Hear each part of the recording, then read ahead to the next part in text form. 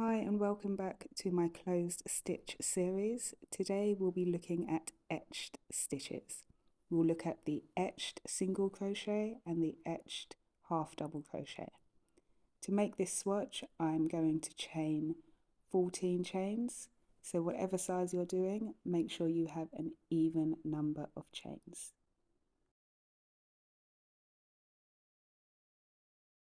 To start row 1, we're going to start in the third chain from our hook, and we're going to insert our hook into that third chain and pull up a loop. Now we have 2 loops on our hook. Yarn over and pull through the first loop on your hook, still 2 loops, and yarn over and pull through both of those loops. I'll show you that one more time. So insert your hook, yarn over, pull up a loop, yarn over, pull through that very first loop, and yarn over and pull through those 2 loops on your hook. And that's your etched single crochet. Continue to do that until the end of the row.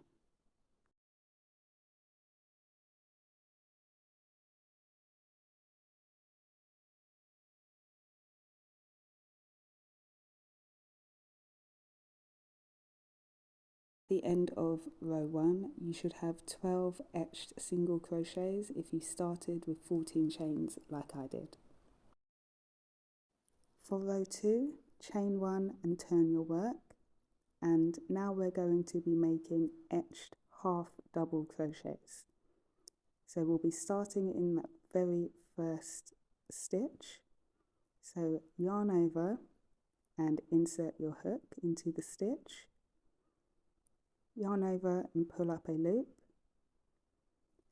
yarn over and pull through that very first loop on your hook, yarn over and then pull through all 3 loops.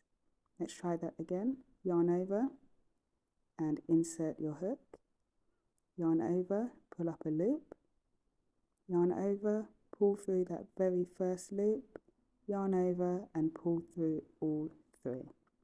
So continue that pattern to the end of the row, making sure you get into that very last stitch.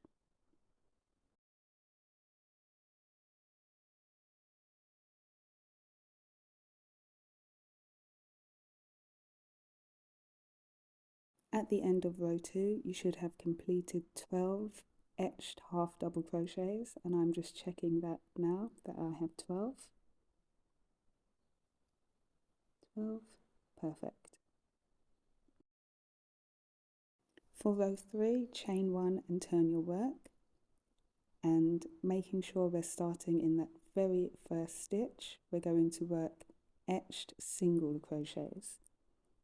So insert our hook, yarn over, pull up 1 loop and then pull through 2. It's the same thing that we did on row 1, and continue to do this until the end of the row, making sure you have the same number of stitches as you had in the row before.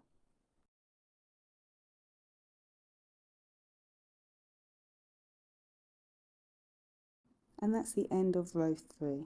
To continue the pattern, you're going to alternate between rows 2 and 3, making sure you have the same number of stitches in each row.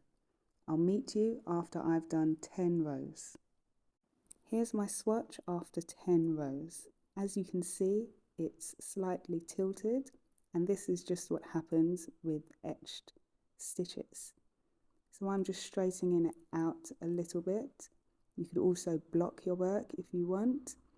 And I would also suggest putting some single crochets around your work just to keep it straight. I hope you enjoyed the video, and I'll see you in the next one.